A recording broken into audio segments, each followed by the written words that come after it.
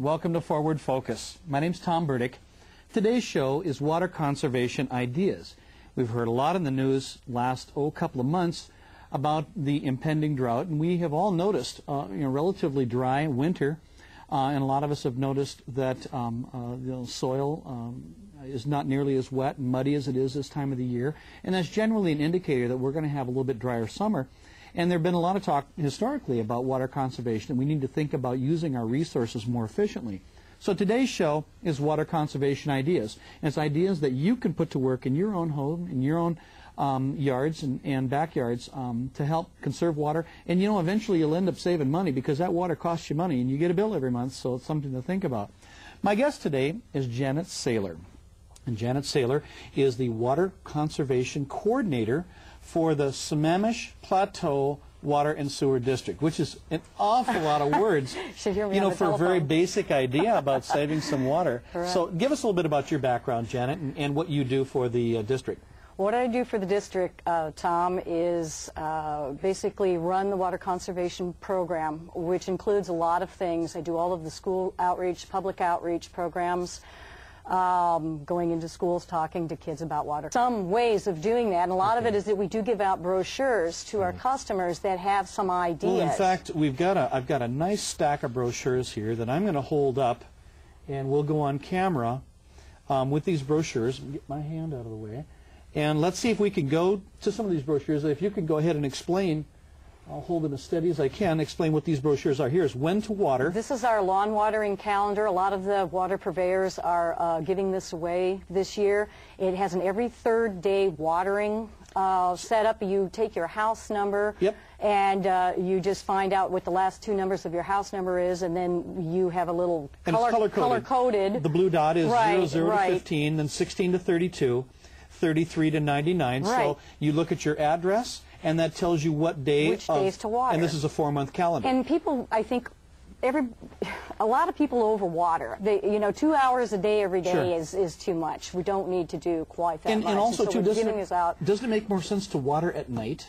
Yes, over 30% of your water can be lost to evaporation by watering during the day. So at night, you put the same amount of water down, but it doesn't evaporate to air. The plants use it. Yeah, the plants have availability to use the water. Now, next we have Water-Wise Plants and Northwest Gardens. This has some great pictures of plants. We like to see people use native plants, although not all of the plants in this brochure are native plants. They are plants for our region that are drought resistant, and it has various pictures, and you can ability from there. So this is a real good shopping tool. Right.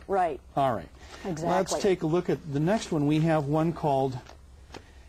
Now this has got a little wheel. Also get plant lists from Cooperative Extension of drought-resistant plants. So this gives people names that they can call up the greenhouses and say, this is what I'm looking for, this is what it does, and they can give them price and available on it. So our water wheel. Make every drought count. And this is kind of cool. You spin through it, and you can find various different ways of saving water, and you have little faucets that tell you, hey, I can save a lot of water with this one. And by rotating the wheel, we rotate. For instance, now we're on drinking water. The next part of the wheel is drinking water. Use ice to cool water. And it just has a whole thing from kitchen to laundry to things you could do indoor and out. This talks about the garbage disposal, the kitchen. And so it's a little aid to help you understand how to use water. And I didn't even know half of those things, so I'm trying those out now too, because a lot of these were ideas that I'd never even heard of. So we're all open to learning. Next one, we have one called Water Conservation. It's put up by the Washington State Department of Health. Right. And this is an excellent brochure. It has 8 guidelines inside, little leaflets. Has everything in here, again, what to do in the bathroom, what to do in the kitchen. Individual little brochures inside. How to do a tuna can test on your yard. Very informative, and we do give these out to our customers as well. And most water districts are going to have all this stuff available. They'll have something similar. So you need to call your own utility and find out which brochures and information that they do have available to you. Okay, next is, let's call this Principles of Turf Grass Management, Water Use, and the Healthy Lawn. Now, our lawns really, some of the percentage-wise, what are we using to water our lawns with? Is it half the water or less? It's really hard to say because it does vary from landscape to landscape, but you know, we definitely have noticed the peak summer uses for outdoor watering, a lot of which is primarily lawns. What this little booklet, this is put out by the Water Conservation Coalition of Puget Sound, which is area water providers who get together and have meetings and discuss conservation all the water issues. districts and right, cities and the cities, municipalities. We also have state representatives, establishing a new lawn, county representatives, yeah. And this is a real good guideline because it tells about how to do lawns in our area, rather than something that, you know, back east you do things differently than you do lawns out Now here. this particular section, turf grass types and their characteristics.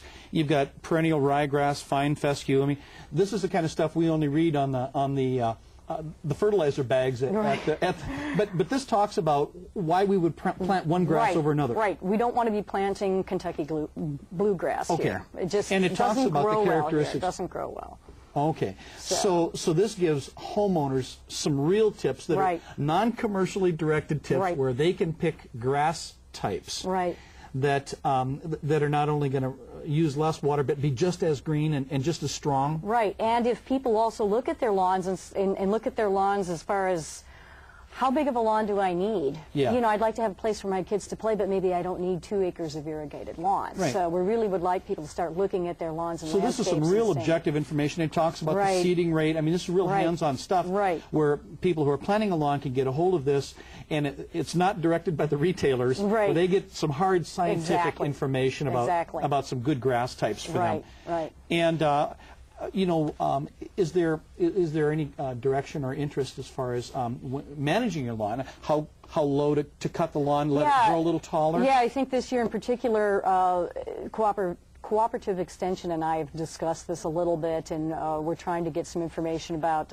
whether higher is better, 2 inches or longer, and making sure that your blades are sharp on your mower so that you're not injuring the grass as you're going along. You're not leaving a real raggedy edge on the leaf stalks. Maybe that helps a little bit. And then maybe not picking up all the clippings. Leave some of the clippings on the lawn, and that's a natural fertilizer, and then maybe you won't have to be putting down as many of the synthetic fertilizers. I've noticed in my particular lawn, if there's a little hump of dirt and the grass gets cut kind of too short there, that's the first grass that dies when things dry out. So obviously a little bit longer is going to tend to hold down the evaporation from the dirt and sod below. Okay, we've got another one. How to water your garden. This is an excellent publication that Sunset Magazine has just recently put out. Has some very good information, lots of nice color pictures. Some real hands-on. Here's people out in the garden. And very easy to read, and we've been having some real good success, and there's been a lot of interest in this Talks about western soil problems. And how to water efficiently. Again, too, my understanding is there are extension agents out there that can help you that help you talk about your soil. Because different kinds of soil hold water differently. Depending on what county you're in, Washington State University Cooperative Extension has agents and master gardeners who are available to talk about all of where these you can issues. have your soil tested, and they'll test it for obviously the pH, the acidity, and most of the soil testing, I think you'd need to go through private agencies to have that done. Okay, so a private greenhouse, someone you could contact. Yeah, to get that tested. You can get kits too at greenhouses if you want to start out by testing on. Now I'm interested in this particular soil. Yeah, well, exactly. We've got some credits coming on. Folks can get a hold of you at that phone number. Your extension 204. I want to thank you for joining us today, Janet. We've learned a lot about this show, and we'll do some more on water conservation. And but this is good stuff, good brochures, good information. And I want to thank you for joining us today on Forward Focus. My guest, Janet Saylor. Okay, thank you. Thank you for joining us today.